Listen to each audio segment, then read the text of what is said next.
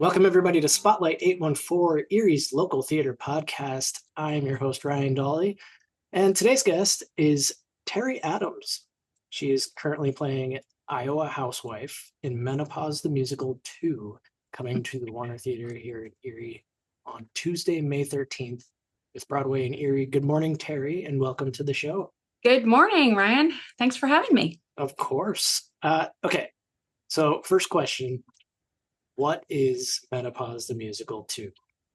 Well, this is our long-awaited sequel to Menopause the Musical.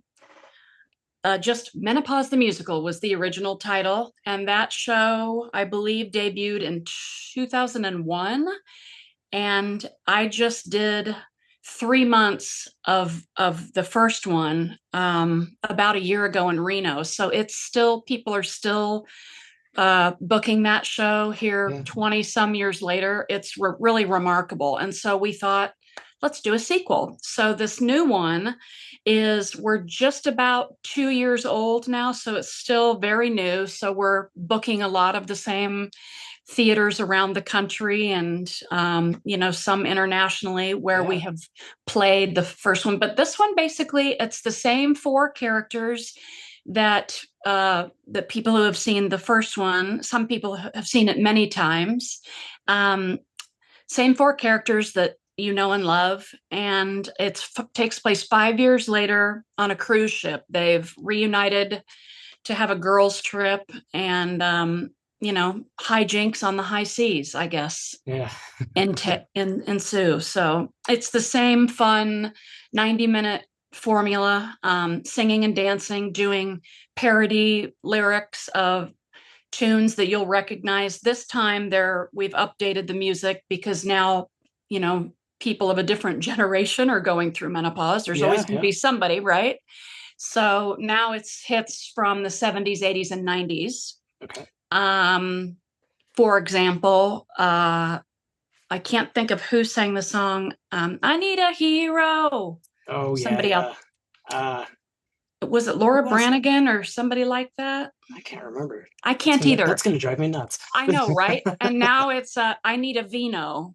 Are the lyrics. So that's an example. And so it's just a lot of fun. Same kind of same characters, same fun and frivolity. The audience kind of becomes a fifth girlfriend. Okay. And even men enjoy it. So ladies, bring your reluctant husbands, and we'll have them tapping their toes by the end of it, I promise. There you go. Tell us a little bit about Iowa Housewife. Iowa Housewife is great. I would argue that she has probably the greatest arc of her character. Okay. Kind of she did in one too, but now she's 5 years on, and not really a huge spoiler, but I will say that her beloved Ronnie, her husband from the first one, has now passed on. Okay. And so she is on kind of a new journey of self-discovery after being somebody's wife for almost 30 years. And she's having a little bit of a time letting go of that. And I won't spoil anything else, but it becomes pretty hilarious how she chooses to deal with that. And so this one really centers more, I think, this from people who have seen both shows that I'm close to. I've said, so what do you think of the second one? Which do you like better? And, people have their own opinions, but a lot of people have said the second one seems to have a little bit more heart. And I think you get to know each character a little bit more in this one. So there's a little bit more depth to it. And it's kind of exciting to see where the characters are lifted to. And this one really celebrates friendship and bonding with women who are going through the same thing. And so that's what I really like about it. Okay. It's great. I used to work on a cruise ship. Oh, really? I've never been on a cruise ever. No? Yeah. I don't recommend it. Is that right? Yeah. I had a rough experience. So. Was it seasickness and stuff like that, or? Yeah, I was out during like the worst hurricane season. Oh, ever. No. And yeah, That it's does not sound fun. yeah, just falling all over the stage. It was Oh, rough. heavens. Yeah, I Yeah. bet. Uh, okay, so who is Teri Adams? Oh, God. How long do you have? I am from Kansas, the Kansas City metropolitan area. Um, and so I'm pretty close to Iowa Housewife, Okay. similar. Yeah, yeah. But yeah, I have a long history in theater. I studied it in high school, studied it in college, and have been very blessed to have a long um, equity career. I think I just celebrated my 30th year in the Actors Equity Union. Yeah, So I can't believe sometimes it feels like it's flown by. So yeah. That's a yeah, long time. Yeah, that's great. yeah. So what was your like very first role? And like what made you fall in love with performing? Oh gosh. You know, the thing that I have a vague memory of being in the sixth grade, and we were doing one of those, condensed junior high kid versions of Bye Bye Birdie. Okay. And I had the opening line, and it was simply I had a little telephone, and here was my line. Hi, Margie. That was it. And just the electricity that I felt from opening the show and knowing that, I could, and then of course after that, but that's kind of when I got the bug. And then realizing that I could make people laugh Yeah. was like a drug kind of just, Right. I really like that. And I think it's interesting. You asked about some of my background. I grew up, people always ask me if my father was in the military, and he wasn't, but I moved something like 18 times before I ever started high school. We just moved around a lot. And I think that because of that, I think I probably tried to be the funny kid, or maybe to make friends. Yeah, to So I've fit kind in of, when you get there yeah, to a new i school. Yeah. i think so. And I kind of realized that a few years ago, hey, maybe that is a little bit where this performing thing comes into play, just Yeah. having to move around a lot and fit in and make friends and stuff like Yeah. that. So I guess it served me well. Yeah. It makes total sense. Yeah. Yeah. So how are audiences reacting across the country to the show? Like, are any cities that are like extra rowdy, Oh gosh. surprisingly quiet? Like, It's more noticeable when we have a quieter crowd, and it really doesn't happen very often. And it's really follows suit with the first show at the end of Menopause One that ran for so long. We had a thing at the end of the show. This is pre-COVID, of course, right. where we brought the women up on stage with us for a kick line. And Okay. so that was a kind of a special moment. We would have ladies come up and share with us, I haven't laughed so hard and since my husband died last year, or I'm going through chemotherapy and I really needed this night out with my girlfriends.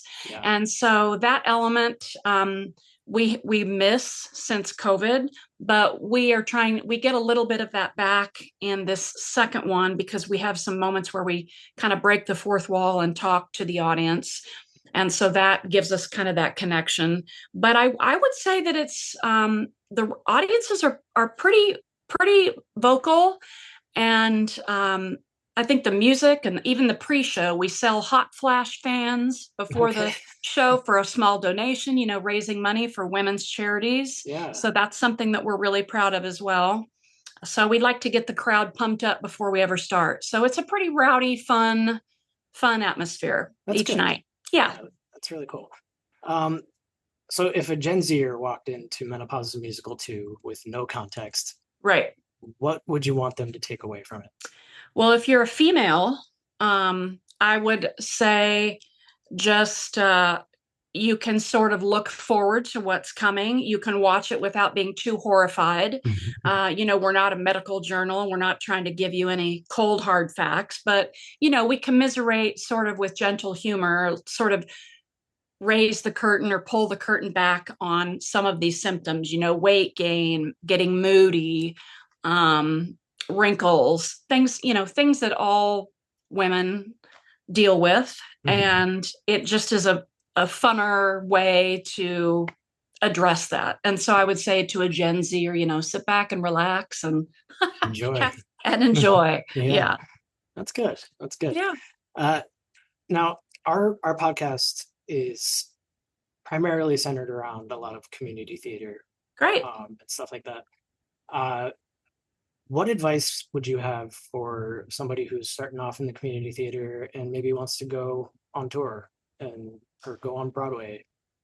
Gosh, I have not been on Broadway myself. I've worked in New York in a couple theaters there, but worked regionally. I would say first and foremost, and I say this as a Midwesterner, never be ashamed of where you're from. Talent is not predicated by your zip code. Right. You might find as you go up the ladder in your theatrical career, when you're working with maybe more experienced actors that have been around, it's easy to get intimidated, but don't let that stop you. Always be true to yourself. There's a reason why you were cast in the show that you're in. So really hold on to that, dig in, really lean into who you are. Because that's what any casting director is looking for, is what can you do to stand out, to make yourself different. And it took me a while to realize that. I used to get kind of touchy about, maybe being from Kansas City. Oh, she's a hayseed, or what? You've never been on Broadway? But, you don't have to. I never really had much. It's not that I wouldn't go if I had that opportunity, but I never really had a strong pull to move to New York City. Right. I have great admiration, and I work with tons of people who have gone that route.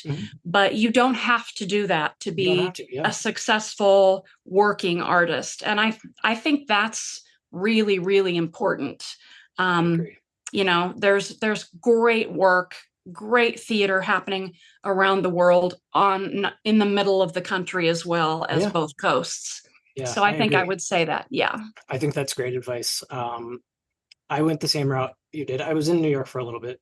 I ended up moving to South Korea to do children's musicals. Oh, wonderful. And there is work everywhere. And, you have to, I find that some younger people today, and maybe this is just sort of me being old and crotchety, but I think sometimes there can be kind of a sense of entitlement. And I think you have to kind of look past that, because everybody has to kind of pay your dues. And, I dressed up as I did lots of children's theater and loved it, dressed up as stuffed animals and, painted your face and did all of that. It's a great learning experience. And you can always learn from somebody that you're working with. Absolutely. The director, the musical director, choreographer, get your feet wet in as many areas. I think my studying theater, learning theater history, learning how to help break the set down, learning about makeup, all of those things, lights. Really, just like anything you're studying, really help you become well-rounded, but stay true to yourself. And I love that. Love that. And let's see. I think I got like one or two more questions for you. Sure. If your character could give one piece of advice to a woman going through menopause, what would it be? My character, what would Iowa Housewife say? I think she would say, don't be afraid. I think Iowa Housewife and I must admit now that nobody's really ever asked me that question, Ryan, so that's a good one. I think I'm realizing at this moment that I probably do have a lot in common with Iowa Housewife. I think we can be our own biggest barrier to not just theater, but any new experience in life, no matter how old you get. And I think this speaks to women more my age. If you do lose your husband, or you are facing a medical diagnosis, don't be afraid to reach out to others, reach out to your girlfriends. Don't be afraid to try something new, even if it's scary. I think the biggest rewards in our lives as older women and our careers is taking a chance, doing something that scares you is often super rewarding. Yeah. So I think that's what advice I would give, Iowa Housewife would give, would be don't be afraid. Even if you are afraid, try to challenge yourself to do one thing maybe a day that scares you, even if it's opening a conversation with somebody you might be afraid to talk to, or shy to talk to. Just do something that takes you outside your comfort zone. Yeah, I love that. Yeah. And last one, just give us one last pitch to our audience to fill the Warner Theater for you guys for Menopause the Musical 2. Please come see us. I believe that's Tuesday night, right? Next Tuesday at the Warner Theater. I'm sure Ryan has details on where you can get those tickets. Yep. My pitch would be it's 90 minutes, no intermission. It's a great time. Singing and dancing. Come with your girlfriends, bring your daughter, bring your mother, bring your husband. I promise he'll have a good time. You'll recognize the songs. There's lots of fun merch there that's available. And it's just, if you want a fun night out where you're not thinking too much and you can get together with some girlfriends for dinner or drinks before or after, it's worth it. You'll maybe reconnect with an old girlfriend you haven't seen for a while.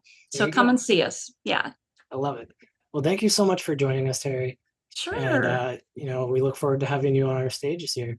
We can't wait to see you guys. All right. Okay. Well, have a great day. And thank you so much again. It was my pleasure. Thank you very much.